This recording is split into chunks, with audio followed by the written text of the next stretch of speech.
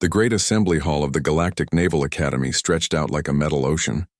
Thousands of young beings filled the curved seats, their different shapes and colors creating a living rainbow. Some had scales that caught the light, others had fur that moved in the artificial breeze, and a few glowed softly with their own inner fire.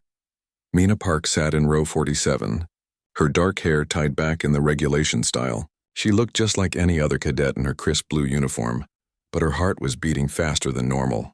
Today was orientation day and she knew what was coming. Next to her sat Jiwon Kim, her roommate from the dormitory. Jiwon had arrived from the farming colonies near the Galactic Rim, and she spent most of her time staring in wonder at the alien cadets around them. On Mina's other side, Hyuk Lee kept his head down and his mouth shut. He had been at the academy for 2 weeks already, but he never talked much about where he came from. The lights dimmed, and a tall figure walked onto the stage. Commander Kale was from Altaria, one of the founding worlds of the Galactic Union. His blue skin seemed to shine under the spotlights, and his forearms moved with perfect grace as he approached the podium.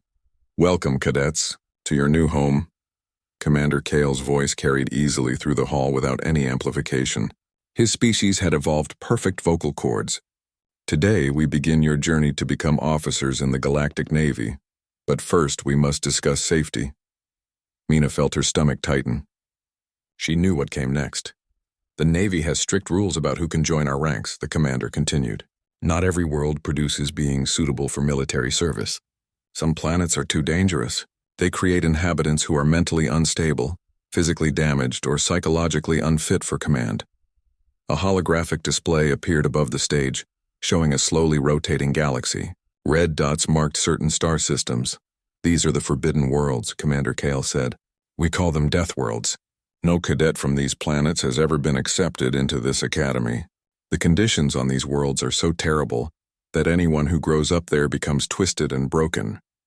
The display zoomed in on different systems. Mina saw worlds covered in acid rain, planets where the gravity was so strong it would crush most beings, and systems where the radiation levels would kill anything that lived there. "Let me give you examples," the commander said. His voice took on a tone of disgust. "There is a world called Crex 9, where the atmosphere is pure poison and the ground shakes constantly. The beings there fight each other for scraps of food and live in caves like animals. Some of the alien cadets made sounds of horror. A few of the more sensitive species actually fainted. Then there is Vortex Prime, where the storms never stop and the winds can tear metal apart. The creatures that live there are so violent they attack their own children." The commander's forearms gestured dramatically. "But the worst of all is a small blue planet in an outer spiral arm. It is called Earth." Mina's hands gripped the arms of her chair so tightly her knuckles turned white. "Earth," Commander Kyle continued, "is a nightmare world beyond imagination. The gravity is so strong it would cripple most galactic species. The weather changes without warning, bringing death from the sky. Massive storms called hurricanes can destroy entire cities. The ground splits open and pours out melted rock. The oceans are filled with monsters that can swallow ships whole." The hologram showed images that made the alien cadets gasp and cover their eyes. Mina saw video of avalanches, earthquakes, and tornadoes. She saw sharks and whales and grizzly bears. To her, these were just normal parts of life, but she could hear the fear in the voices around her. "The beings on Earth fight constantly," the commander said. "They have wars that kill millions. They poison their own air and water. They even eat other living creatures while they are still alive. The psychological profiles we have obtained show that humans are incapable of peaceful cooperation." Jiwon leaned over and whispered, "That sounds horrible. I'm glad no one from there could ever get into the academy." Mina's heart was pounding so hard she thought everyone could hear it. "These humans," Commander Kale continued, "are so damaged by their world that they feel no fear. They throw themselves into danger without thinking. They cannot form proper emotional bonds. They are aggressive, violent, and completely unsuitable for positions of trust or authority." Around the hall, cadets nodded in agreement. Some looked relieved that such dangerous beings were kept far away from civilized space. Hyuk Lee shifted uncomfortably in his seat. Mina noticed that his hands were also gripping his chair. "This is why," the commander said, "the Academy has a zero-tolerance policy for Deathworld inhabitants. We have sophisticated scanning systems that check every applicant's genetic markers and psychological profiles. No being from a forbidden world has ever set foot in this academy." The hall was completely silent except for the gentle hum of the air recycling systems. I trust this makes our position clear, Commander Kale said. Are there any questions? Mina felt like time had slowed down. She could see every detail of the scene around her, the way the light reflected off the commander's blue skin, the nervous breathing of the cadet in front of her, the smell of ozone from the holographic projectors. Her hand started to rise. She could feel Jiwon staring at her in confusion. She could sense Hyuk Lee's sudden tension beside her, but her hand kept rising until it was high above her head. Commander Kale noticed her immediately. Yes, Cadet? Mina stood up slowly. Every eye in the hall turned to look at her. Thousands of alien faces, some curious, some impatient, all waiting for her to speak. Sir, Mina said, her voice carrying clearly through the silent hall. I'm from Earth. The silence that followed was absolute. Not a single being in the entire hall moved or breathed or made any sound at all. Commander Kale's forearms froze in mid-gesture. His mouth opened, but no words came out. The blue color drained from his face, leaving him looking almost gray. I beg your pardon, he finally managed to say. I said I'm from Earth, sir. I'm human. The explosion of sound that followed was unlike anything Mina had ever heard. Thousands of voices erupted at once. Some cadets screamed. Others called for security. Several of the more delicate species fainted immediately and had to be carried out by medical teams. Jiwon scrambled away from Mina so fast she fell over her chair. You're a human? She gasped. You're from the Deathworld?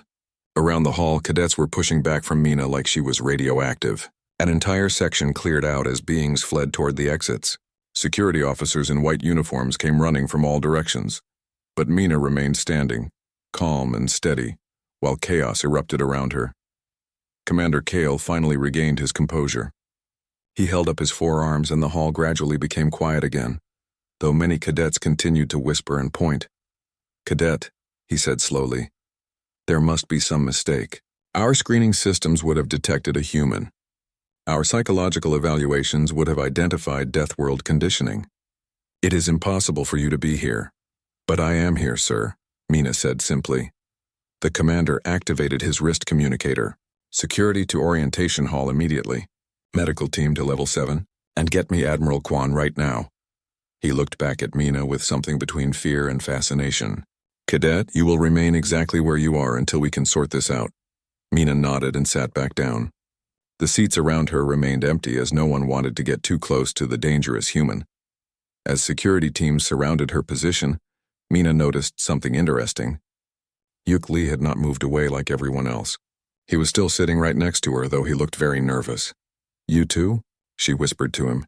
He gave the tiniest nod. Mina smiled. Maybe she wasn't as alone as she thought. The days after Mina's revelation became the longest of her life. Every morning she woke up in a dormitory room that felt more like a prison cell. Jiwon had requested an immediate room change and was moved to a different floor within hours. The new roommate they assigned to Mina lasted exactly one night before she also requested a transfer. Now Mina had the room to herself, which should have been nice, but instead it felt cold and empty. Walking through the hallways had become an exercise in social navigation. When Mina approached, groups of cadets would stop talking and stare at her. Some would quickly move to the other side of the corridor. Others would whisper behind her back as she passed. A few of the braver ones would ask their friends loudly, "Is that the human? The one from the Deathworld?" The worst part was the dining hall. Mina would take her food tray and look for a place to sit. But every table would suddenly become full when she approached. Cadets would put their bags on empty chairs or suddenly remember urgent homework they had to finish. Eventually, she learned to sit alone at a table in the corner, where she could eat in peace while feeling hundreds of eyes watching her every move. Dr. Sora Nam had become a regular part of Mina's life. Every other day, she had to report to the psychology department for evaluation. Dr. Nam was a small woman with kind eyes, but Mina could see the worry hidden behind her professional smile. "Tell me about your childhood on Earth," Dr. Nam would say, making notes on her tablet. "Did you ever witness violence?" "Well, I saw my neighbor's dog get hit by a car once," Mina would answer honestly. Dr. Nam would write furiously. "And how did this make you feel?" "Sad. The dog was nice. Did you experience any urges to violence yourself?" "No, ma'am." The questions went on like this for hours. Dr. Nam seemed convinced that somewhere in Mina's past, there had to be signs of the Deathworld madness that supposedly affected all humans. She asked about Mina's family, her friends, her school life, her hobbies. She seemed particularly interested in earth sports. "You played soccer?" Dr. Nam asked, looking shocked. "Yes, ma'am. I was on my school team. And this involved physical contact with other humans?" "Sometimes. It's part of the game." Dr. Nam made more notes. Soccer, apparently, was evidence of humanity's violent nature. The academic classes were almost as difficult as the psychological evaluations. Professor Taikbei taught xenobiology, the study of different alien life forms. On Mina's first day in his class, he spent the entire period explaining why humans were biologically impossible. "The gravity on Earth," he said, pointing to equations on the board, "would compress the internal organs of most species. The atmospheric pressure would cause immediate decompression sickness. The radiation levels from their star would cause cancer in any civilized being within days." A cadet from the crystalline Zephyrian species raised her hand. "Professor, how do the humans survive such conditions?" "They don't survive," Professor Bay said confidently. "They exist in a constant state of physical trauma. Their bodies are essentially biological machines designed to withstand punishment that would kill any normal being." Mina sat in the back row, taking notes and saying nothing. When the professor asked if there were any questions, she kept her hand down. But it was in combat training that things became really difficult. Sergeant Major Vex was an insectoid from the Hive Collective. He had 6 limbs, compound eyes, and a voice that sounded like metal scraping against metal. He also seemed to have made it his personal mission to break Mina's spirit. "Today we practice hand-to-hand combat," Sergeant Major Vex announced to the training class. "Partner exercises. Everyone finds someone of similar size and strength." This was always the worst part. The other cadets would quickly pair up with their friends, leaving Mina standing alone. Eventually, Sergeant Major Vex would have to assign her a partner, usually someone who looked terrified at the prospect. "You," he pointed at a tall cadet from the peaceful world of Serenity, Prime. "You work with the human." Do-Yun Kang was one of the few cadets who didn't seem afraid of Mina, but he also didn't seem particularly friendly. He was polite and followed instructions, but he never started conversations or made jokes like he did with the other cadets. "Basic grappling," Sergeant Major Vex ordered. "Try to pin your opponent to the mat." Mina moved carefully, trying not to use too much strength. She had learned quickly that her Earth-normal reflexes and muscle development were far beyond what most alien species considered natural. When she moved at normal speed, it looked like she was attacking aggressively. When she used normal strength, she could accidentally hurt her training partners, but even holding back, she was clearly superior in physical ability. This only made the other cadets more suspicious. "She's not normal," she heard one of them whisper. "No one should be that strong." "Maybe she's using drugs," another suggested. "Deathworld enhancement chemicals." The whispers followed her everywhere. In the corridors, in the classroom, in the dining hall. Always the same questions. How was she so calm? Why wasn't she violent? Where was the madness they had been told about?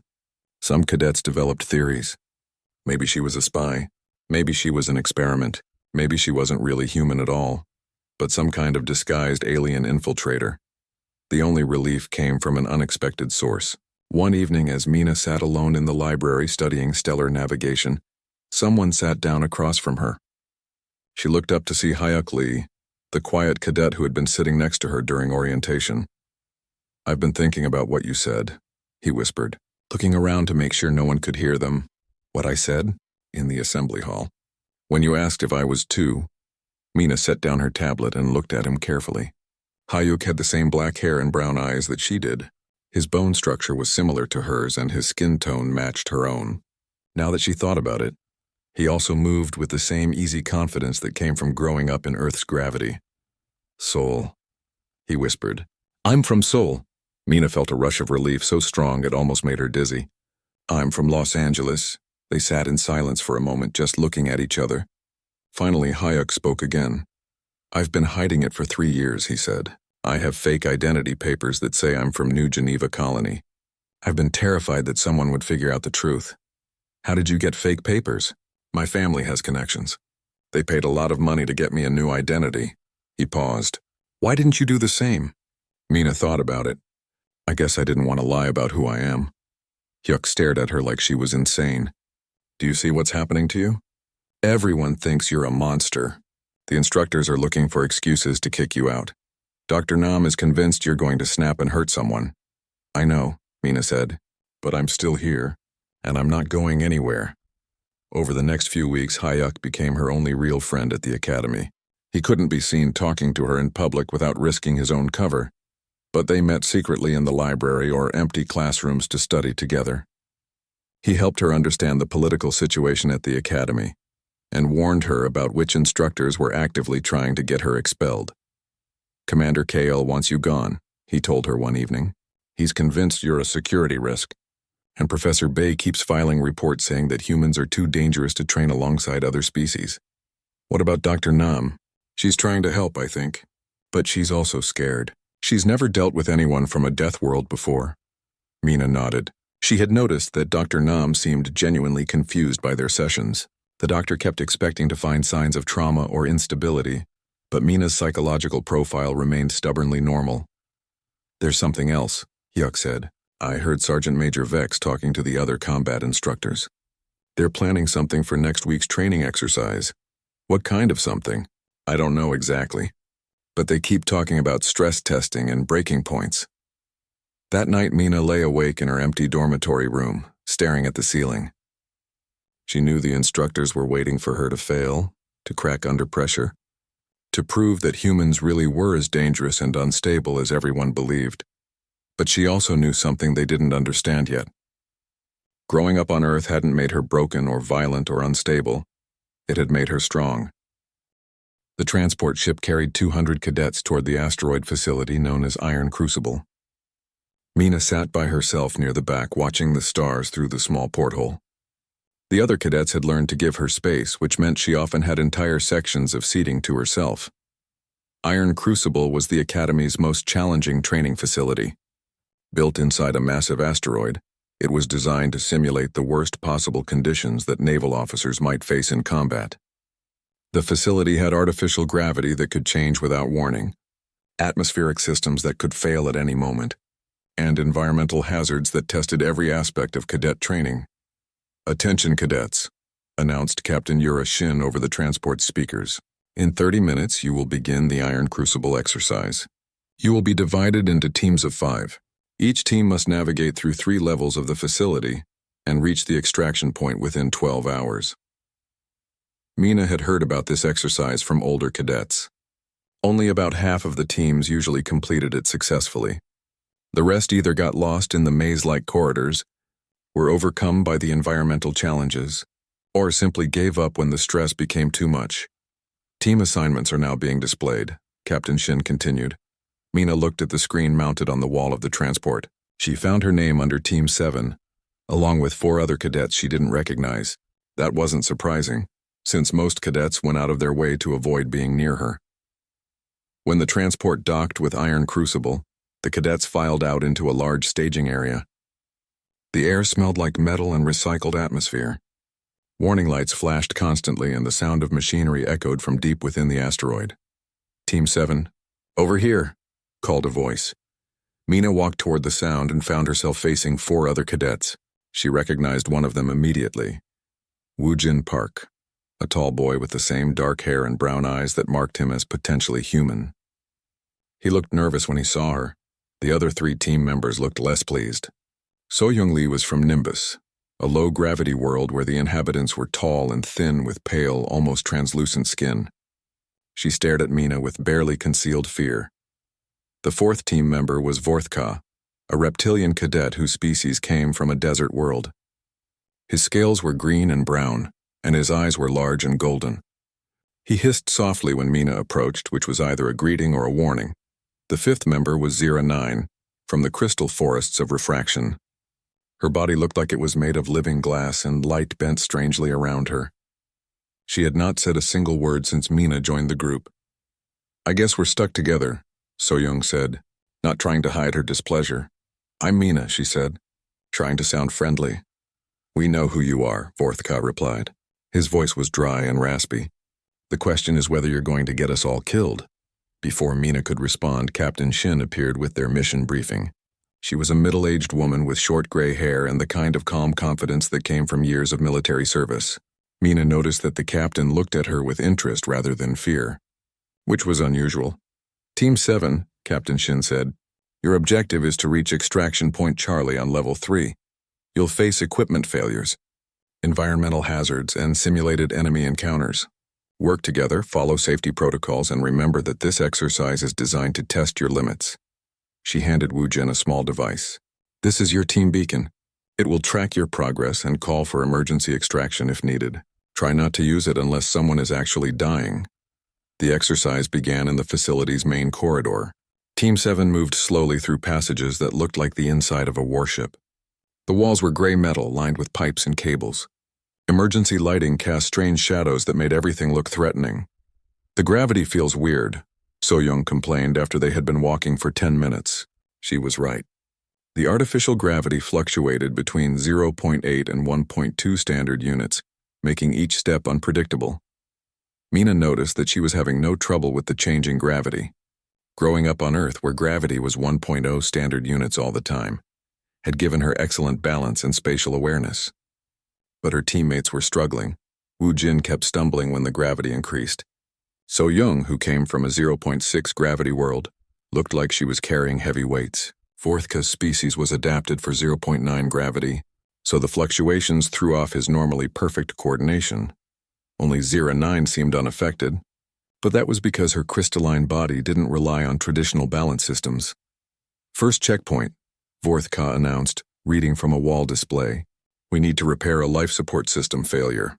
The checkpoint was a small room filled with blinking machinery. According to the scenario, the atmospheric recycling system had failed and the room was slowly filling with toxic gas. They had to find the problem and fix it before the air became unbreathable. So-young immediately started coughing. I can smell something wrong, she gasped. Wu Jin looked pale and shaky. My species is sensitive to atmospheric changes, he said. I don't think I can stay in here long. But Mina felt fine. The air smelled a little stale, but nothing that bothered her. She had grown up in Los Angeles, where the air quality was often poor due to smog and pollution. This was actually cleaner than a bad day back home. I'll check the main systems, she offered.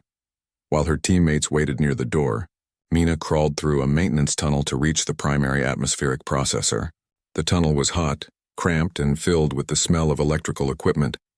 But she had spent summers working in her uncle's auto repair shop, so tight spaces and mechanical smells were familiar. She found the problem quickly. A loose connection in the main power coupling. It was an easy fix that took about 5 minutes. When she crawled back out, her teammates were staring at her in amazement. How did you do that so fast? So-young asked. It wasn't complicated, Mina said. Just a loose wire. They moved on to the second checkpoint where they encountered their first major crisis.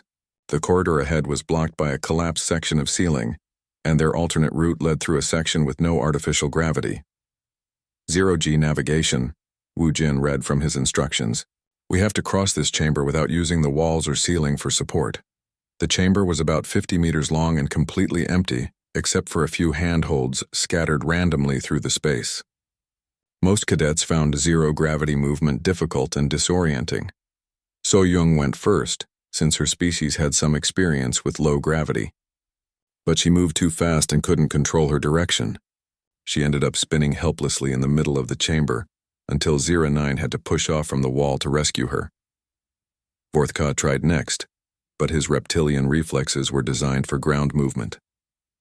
He kept trying to swim through the air, which didn't work at all. Wu Jin barely made it halfway before he became motion sick and had to be guided back to the starting point. I'll go, Mina said. She pushed off gently from the wall and glided smoothly across the chamber. She had spent a summer at space camp when she was 16, where she learned basic zero-gravity movement.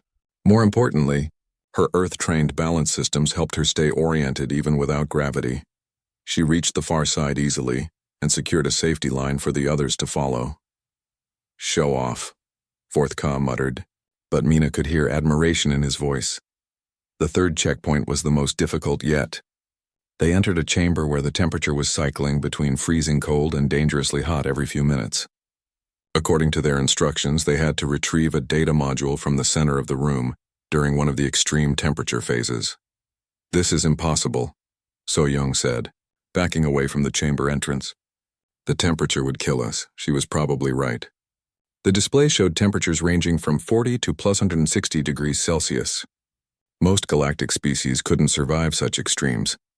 But Mina had grown up in a place where summer temperatures often reached 45 degrees, and winter nights could drop below freezing. She had played soccer in 40-degree heat and gone skiing in 20-degree weather. I can do it, she said.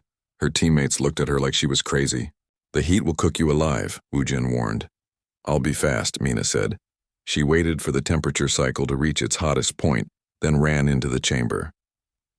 The heat hit her like a physical force, but it wasn't worse than the hottest day she remembered in Death Valley. She grabbed the data module and ran back out, reaching safety just as the temperature started dropping toward the freezing point. Her teammates stared at her in shock. She wasn't even breathing hard. How are you not dead? Worthka asked. I guess I'm used to temperature changes, Mina said. By the time they reached level 3, Team 7 was working differently. Instead of treating Mina like a dangerous outsider, they were starting to rely on her abilities. When they encountered a corridor filled with toxic smoke, Mina went through it easily. When they had to climb a vertical shaft in high gravity, she went first and secured climbing lines for the others. At Extraction Point Charlie, they found themselves ahead of schedule and with a perfect mission score. Captain Shin was waiting for them with a surprised expression. Team 7, she said, checking her tablet. You've completed the exercise in record time with 0 safety violations. That's unusual. As they waited for transport back to the academy, So-Young sat down next to me. The alarm started blaring at 0347 hours, jolting every cadet from their sleep. Mina sat up in her empty dormitory room as red emergency lights flashed through the darkness. The speakers crackled to life with Captain Shin's voice. All cadets report to emergency stations immediately. This is not a drill. Repeat, this is not a drill. Mina threw on her uniform and ran to the corridor, where dozens of other cadets were emerging from their rooms in various states of confusion and panic. The emergency lighting cast everything in an eerie red glow, and the constant alarm made it hard to think clearly. What's happening? Someone called out. Are we under attack? Is the station damaged? The questions flew through the crowd as cadets hurried toward their assigned emergency positions. Mina followed the flow of people to Assembly Hall 7, where she found herself standing with about 200 other first-year cadets. Commander Kale appeared on the stage, but this time he looked nothing like the calm, confident officer from orientation day. His blue skin was pale, and his forearms moved nervously as he activated the main display screen. Cadets, he began, his voice tight with stress. At 03:115 hours, we received a distress signal from the civilian transport ship Morning Star. The ship is carrying 847 passengers, including families of Academy staff members. The display showed a 3-dimensional map of local space. A red dot marked the position of the Morning Star, which appeared to be drifting near a swirling mass of energy. The Morning Star has suffered catastrophic engine failure while attempting to navigate the Helix Nebula, Commander Kale continued. They are currently trapped in the nebula's gravitational field and losing power rapidly. A cadet in the front row raised her hand. Sir, why can't the rescue ships reach them? Commander Kyle's expression grew even more grim. The Helix Nebula is what we call a gravity maze. The gravitational forces inside change constantly and unpredictably. Most ships that enter the nebula are either crushed by sudden gravity spikes or torn apart by rapid gravity shifts. He pointed to the display, where the nebula looked like a slowly spinning whirlpool of stars and energy. Additionally, the nebula generates intense electromagnetic radiation that interferes with most navigation systems. Ships that enter often become lost and never find their way out. Mina studied the display carefully. The nebula did look dangerous, but she had seen similar phenomena in Earth's astronomy databases. Solar storms, magnetic field fluctuations, and gravitational anomalies were all things that Earth's space program had learned to deal with over the centuries. What about the naval rescue ships? Another cadet asked. Our nearest rescue vessels are 6 hours away, Commander Kale replied. The Morning Star has less than 2 hours of life support remaining. By the time help arrives, everyone aboard will be dead. The hall fell silent except for the continued wailing of the alarm. Mina could see fear and helplessness on the faces around her. Many of the cadets had family members who traveled on ships like the Morning Star. All training exercises are suspended, Commander Kale announced. Senior cadets will assist with emergency procedures. Junior cadets will remain in their assigned areas until further notice. As the commander left the stage, the cadets began talking among themselves in worried whispers. Mina heard fragments of conversation. My sister travels on transports like that. What if it was our families? There has to be something we can do. But there wasn't anything they could do. They were just students, and space rescue was far beyond their training level. The Morning Star and its 847 passengers were going to die, and everyone knew it. That's when Mina heard a familiar voice behind her. Actually, Hyuk Lee said quietly, there might be a way. Mina turned to see Hyuk standing with two other cadets she didn't recognize. They both had the same dark hair and brown eyes that marked them as potentially human. What do you mean? Mina asked. The first cadet was a girl about Mina's age with short hair and clever eyes. I'm Hanako, she said, from Busan, and this is Seongwon Park from Incheon. Mina stared at them in shock. You're all human. We've been hiding it, Seongwon said. But after watching what happened to you and seeing how you handled the Iron Crucible exercise, we've been talking. Hyuk nodded. The thing is, we've all studied the Academy's ship specifications, and we know something the instructors don't realize. What? The Academy has training ships that could potentially navigate the Helix Nebula, Hana explained. The Mark 7 interceptors are designed to handle extreme gravitational stress and electromagnetic interference. But no one here knows how to pilot them under those conditions, Seong-won added. The gravitational forces would kill most galactic species. The rapid acceleration and deceleration would cause immediate blackouts or organ failure. Mina began to understand. But humans can handle higher G-forces. Much higher, Hyuk confirmed. Earth pilots regularly train for 9G maneuvers. Most Academy instructors can barely handle 3G without losing consciousness. And the electromagnetic interference, Hana said, it's similar to solar storm conditions that Earth ships deal with regularly. We actually have experience with manual navigation when electronic systems fail. Mina looked around the assembly hall, where hundreds of cadets sat helplessly, while 847 people died slowly in space. Are you suggesting we volunteer for a rescue mission? I'm suggesting we tell the instructors that humans might be able to do what other species can't, Seongwon said. They'll never believe us, Mina said. They think we're dangerous and unstable. Then we show them, Hana said simply. 20 minutes later, the 4 human cadets stood outside Admiral Jinho Kwan's office. The admiral was the highest-ranking officer at the Academy, and his door was guarded by 2 very large security officers who looked at the cadets with suspicion. You want to see the admiral? One guard asked. During an emergency? Are you insane? We have information that might help with the rescue mission, Mina said. The guard laughed. You're first-year cadets. What could you possibly know about space rescue? Before any of them could answer, the office door opened and Admiral Kwan himself appeared. He was a tall man with gray hair and tired eyes, and he looked like he hadn't slept in days. What's this about? He asked. Sir, Mina said, stepping forward. We believe humans might be able to pilot ships through the Helix Nebula. Admiral Kwan stared at her for a long moment. You're the cadet from Earth, the one who caused all the excitement during orientation. Yes, sir. And you think you can do what our best pilots say is impossible? We think it's worth trying, sir. The conditions in the nebula are similar to things humans deal with regularly. The Admiral looked at all 4 of them. How many humans do we have at this academy? 12 that we know of, sir, Hyuk said. Most have been hiding their origins. Hiding their origins, the Admiral repeated slowly. From a species we've been told is too dangerous to train. He was quiet for almost a minute, thinking. Finally, he nodded. Follow me, he said. Let's see what you can do. The briefing room was filled with the Academy's most senior officers and instructors. When the 4 human cadets entered, the conversation stopped and everyone stared. Commander Kale looked like he was about to have a breakdown. Admiral, he said, surely you're not considering sending cadets on a rescue mission? I'm considering every option, Commander, Admiral Kwan replied. These cadets believe they have a solution. Professor Takebei shook his head.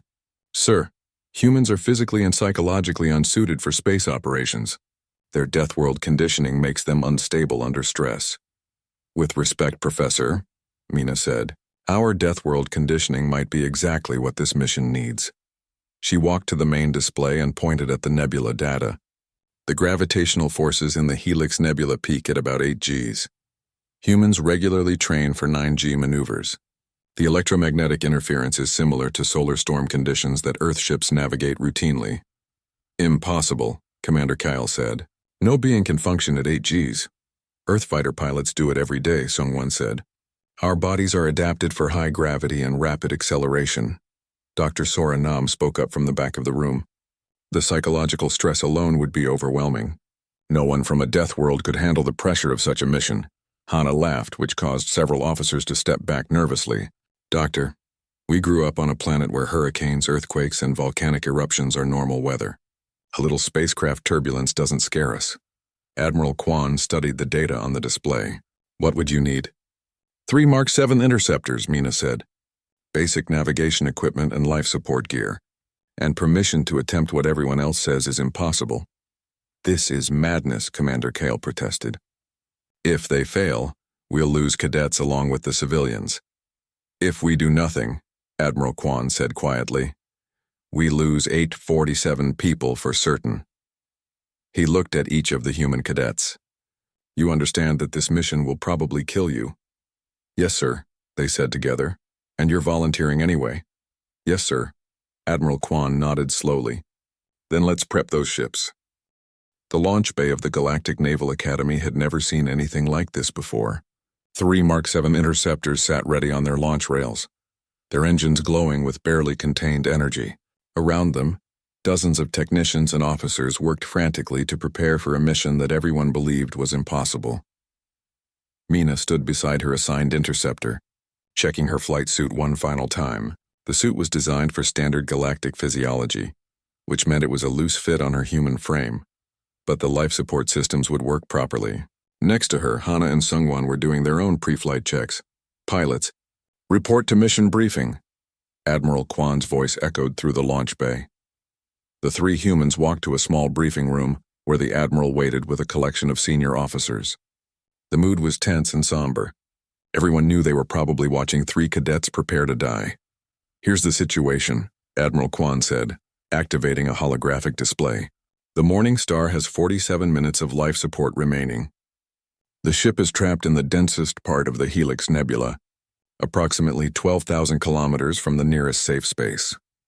The display showed the swirling mass of the nebula, with the disabled transport ship marked as a small red dot near the center. The gravitational readings around the ship were constantly changing, showing spikes that would crush most vessels. Your flight path will take you through 3 major gravity wells, the Admiral continued. The first peaks at 6 Gs, the second at 7 Gs, and the third reaches a maximum of 8.2 Gs. The electromagnetic interference will disable most of your electronic systems once you enter the nebula core. Commander Kale stepped forward, his face grave. Pilots, I want to be clear about something. No ship has ever successfully navigated the Helix Nebula. The gravitational forces alone should kill you before you reach the Morning Star. Should, sir, Mina said. But maybe they won't. Dr. Soranam looked worried. Have you considered the psychological impact of this mission? The stress of navigating through such dangerous conditions could trigger Deathworld conditioning responses. Doctor, Hana said patiently. Deathworld conditioning is just another way of saying we're used to dangerous conditions. The briefing continued for another 10 minutes, covering technical details about the interceptor specifications and rescue procedures. When it was finished, the 3 pilots returned to the launch bay for final preparations. You don't have to do this, Admiral Kwan said quietly to Mina as she climbed into her cockpit. No one would blame you for backing out. Sir, Mina replied, 847 people are going to die if we don't try. And you might die if you do try. Mina secured her helmet and activated the interceptor's systems. Admiral, I grew up in Los Angeles. I've been in earthquakes, wildfires, and floods. I've driven on freeways during rush hour traffic. This is just another Tuesday. Admiral Kwan stared at her for a moment, then nodded. Good luck, pilot. The launch sequence began with a series of automated checks.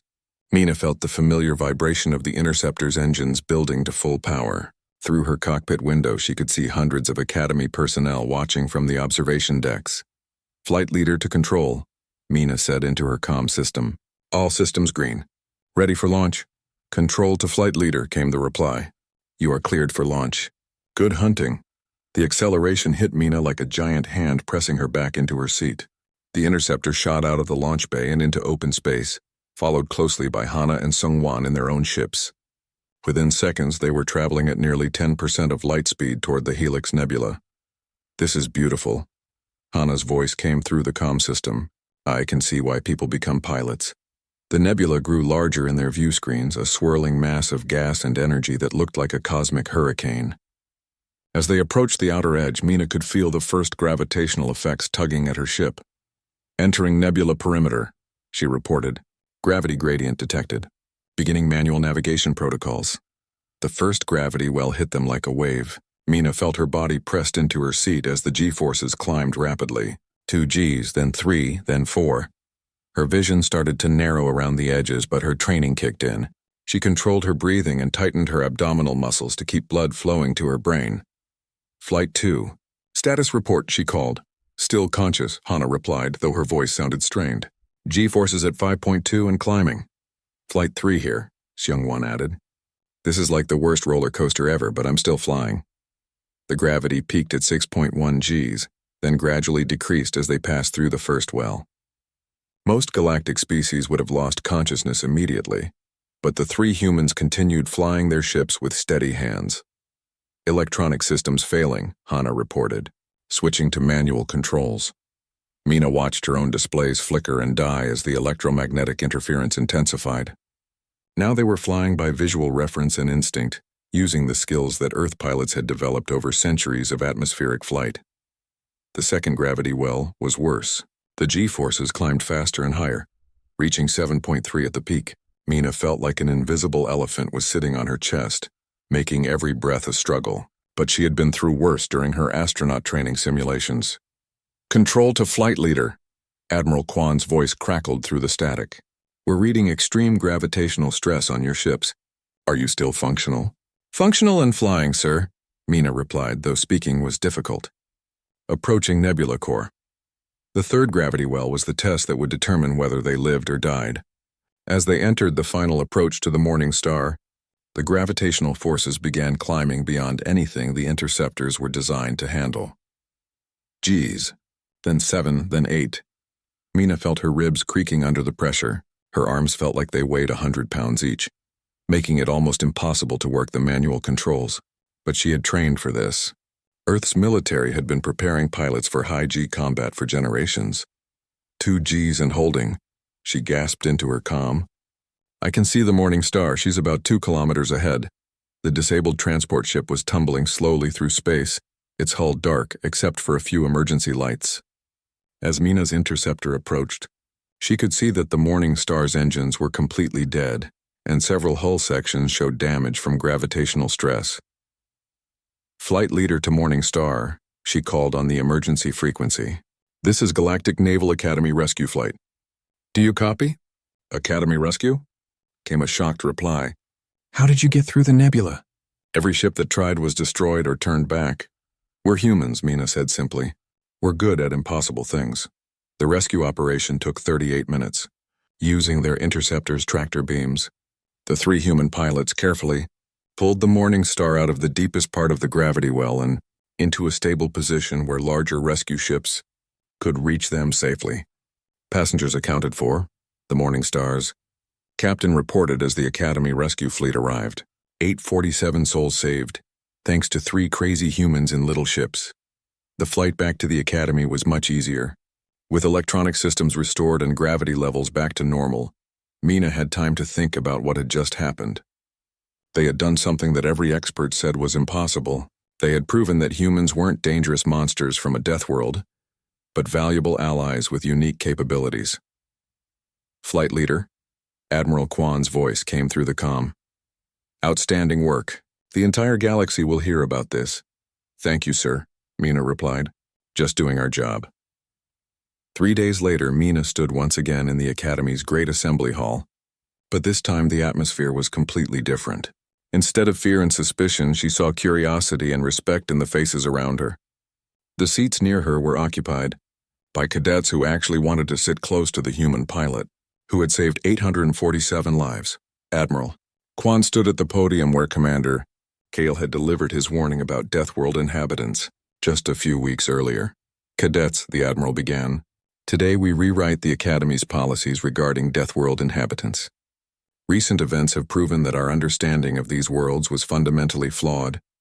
The holographic display showed Earth, but instead of the terrifying images of natural disasters, it displayed green forests, blue oceans, and gleaming cities. Earth is not a death world, Admiral Kwan continued. It is an adaptation world. The beings who evolve there develop capabilities that are desperately needed in our dangerous galaxy. He gestured toward Mina and her fellow human cadets, who now sat together without hiding their origins. Effective immediately. The Academy will begin actively recruiting human cadets. We are also establishing new training programs designed to help other species work alongside Deathworld inhabitants. Dr. Sora Nam approached the podium. I have completed my psychological evaluations of our human cadets, she announced. They show no signs of Deathworld trauma or instability. Instead, they demonstrate remarkable stress tolerance, problem-solving abilities, and courage under pressure. Professor Tyke Bay stood up next. My xenobiology research has been incomplete, he admitted. Humans are not biologically damaged by their world's conditions. They are biologically enhanced by them. Commander Kale was the last to speak.